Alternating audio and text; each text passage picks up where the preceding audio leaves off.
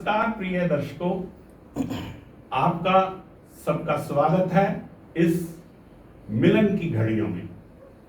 आज मैं आपके लिए लेके आया हूं एक सुप्रसिद्ध गायक श्री राजकुमार भारद्वाज जी को। इनकी आवाज तो मधुर है ही, ये हमारे भारतवर्ष के प्रसिद्ध टी सीरीज पर अपने भजन हमारे तक पहुंचाते रहते हैं। और सिर्फ टी सीरीज में ही नहीं, ये अपने भजन विश्व प्रसिद्ध संस्कार चैनल पे भी हमें सुनाते रहते हैं।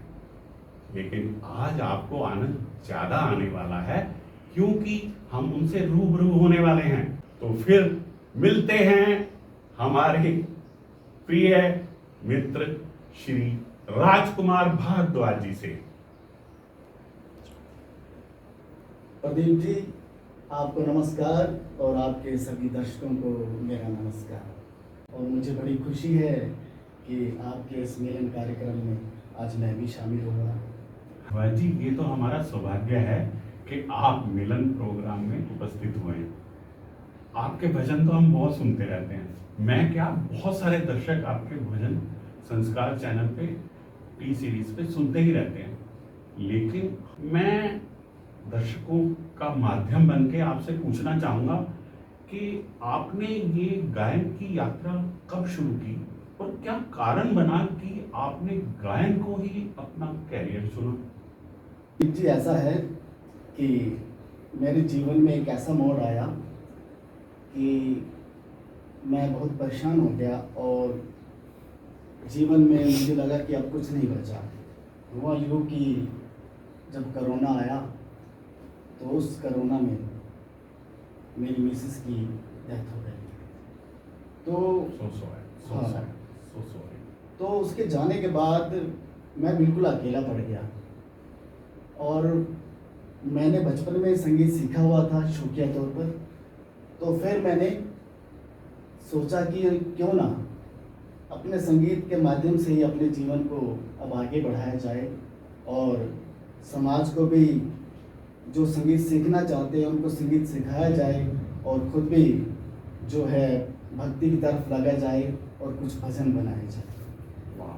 तो इसी दौरान ना जाने कहाँ से प्रेरणा हुई बाबा नीम करोली जी की।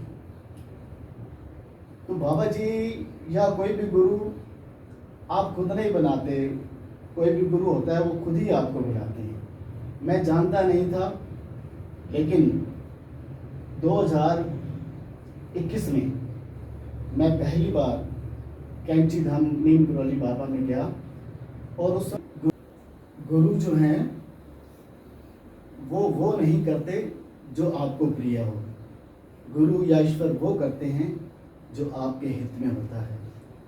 और जब ये मुझे प्रेरणा हुई कि बात बिल्कुल सत्य है, तो मैंने बाबा जी पर एक भजन बनाया और बाबा नीम करोली जी का ये पहला ही भजन था। और टी सीरीज पर भी ये बाबा नीम करोली जी का पहला ही भजन था। अरे क्या बात है! बाबा ने क्या आशीर्वाद दिया आपको पहली विजिट में। जय नीम करोली। प्रारंभिक पंक्तियां होती हैं ना, वो कलाकार को बहुत प्यारी होती हैं और दर्शकों की भी प्यारी होती हैं, फैंस की भी प्यारी होती हैं। तो वो पंक्तियां तो आपकी सुनानी बनती है ना। जरूर जरूर।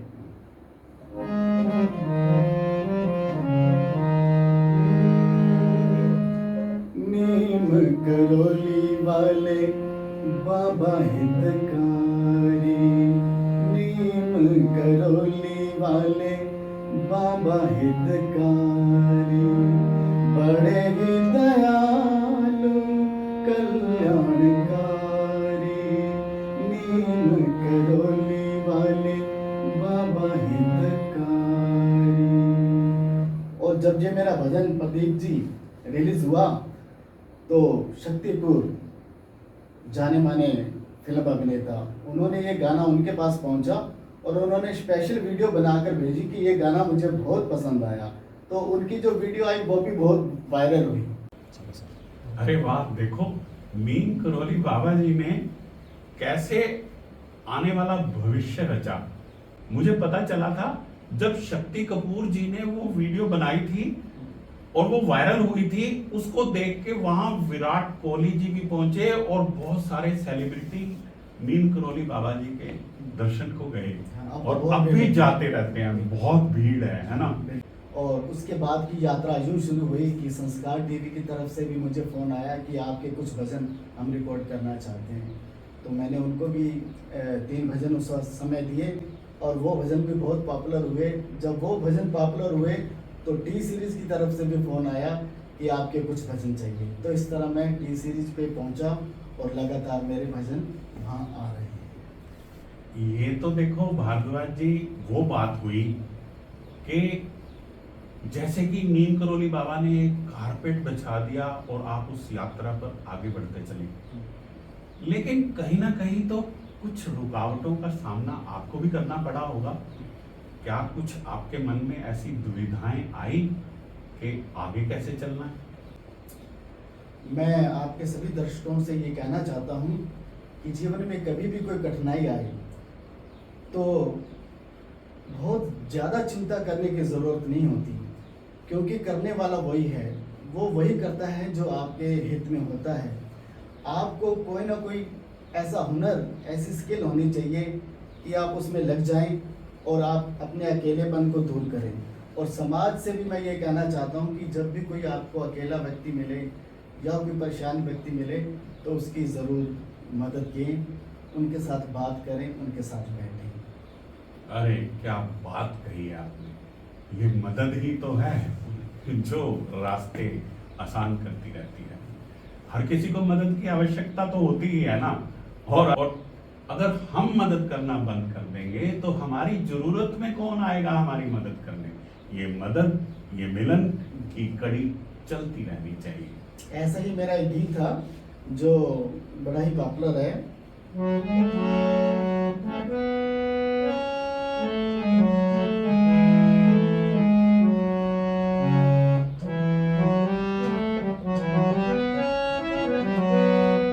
और ये सब ना मन की बातें होती हैं। बिल्कुल। हाँ, और इसी मन पे मैंने एक गीत लिखा था, वो भी बहुत ही पॉपुलर हुआ। वो क्या था? ये सब मन का खेल बावरे हो, ये सब मन का खेल बावरे, ये सब मन का खेल, ये सब मन का खेल बावरे, ये सब मन का खेल। सब अरे क्या धुन छेड़ी है आपने। मन को छू लेने वाली धुन छेड़ी है भारद्वाज जी आपने। लेकिन इस धुन से काम नहीं चलेगा हमारे दर्शकों का। उनके मन के अंदर भी तो उतरना है। इसका एक अंतरा तो आप सुना ही दीजिए प्लीज। हाँ जरूर। ये सब मन का खेल बावरे, ये सब मन का खेल, मन को तू पहचान, मन ही बैरी, मन ही मीत है बंदे। मन के हारे हार जगत में, मन के जीते जीत जगत में, मन के जीते जीत जगत में।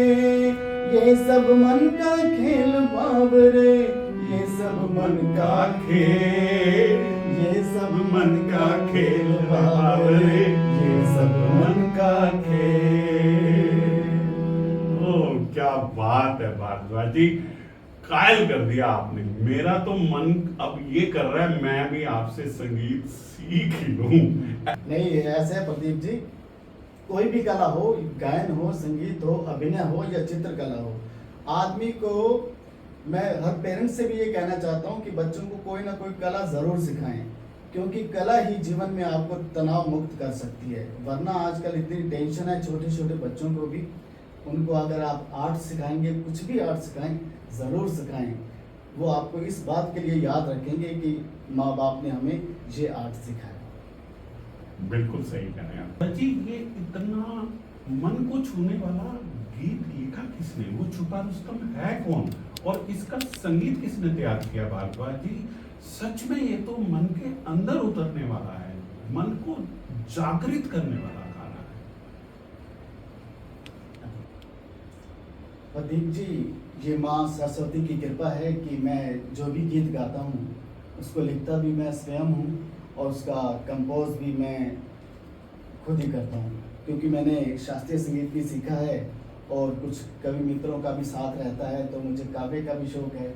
तो जो गाना लिखता है, म्यूज़िक कंपोज करता है और गाता है, उसको शास्त्रीय रूप से वाग्यकार कहते हैं। बहुत कम मिलते हैं। फिल्म इंडस्ट्री में भी सिर्फ 2-3 ही वाग्यकार हुए और सबसे बड़ा नाम है रविंदर जैन जी का। वो खुद ही लिखते थे, खुद ही म्यूज़िक कंपोज करते थे और खुद ही गाते थे।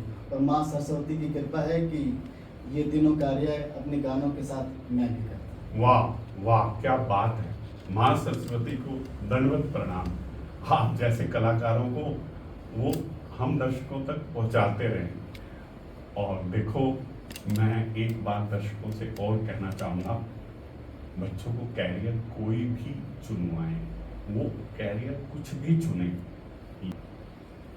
लेकिन वो किसी ना किसी कला से अवश्य जुड़े, उनको प्रेरित करें किसी ना किसी कला से जुड़ने के लिए, ताकि उनका जीवन सफल हो सके, कभी अपने आप को जिंदगी में डाउन ना फील करें। धन्यवाद दर्शकों, हमारे साथ जुड़ने के लिए। ऐसे बहुत सारे प्रोग्राम आपके लिए, मिलन प्रोग्राम हम आपके लिए लाते रहेंगे। अगले प्रोग्राम की इंतजार करें, अगली कड़ी की इंतजार करें। धन्यवाद।